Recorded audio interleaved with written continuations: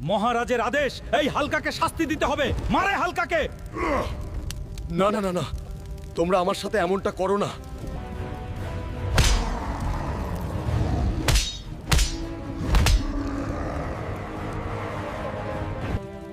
তোমাকে দেখে আমার অনেক খারাপ লাগতেছে হালকা।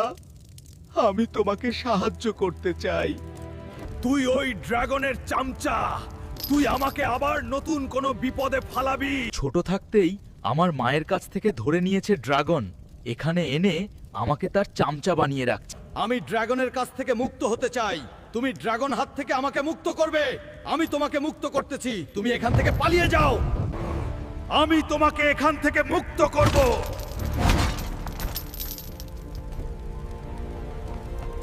সর্বনাশ হয়ে গেছে ড্রাগন রাজা। ওই হালকা তো আপনার কারাগার থেকে পালিয়ে গেছে। ওই হালকা কোথায় পালাইছে? সবাই গিয়েছ খুঁজে নিয়ে আয়, নয়তো সবাইকে আমি শেষ করে দিব। পালাতে যেন না পারে। বন্ধুরা, এরপর কি হয় সেইটা দেখতে সুলাইমান পেজটি ফলো দেন, ভিডিওটি শেয়ার করে দেন।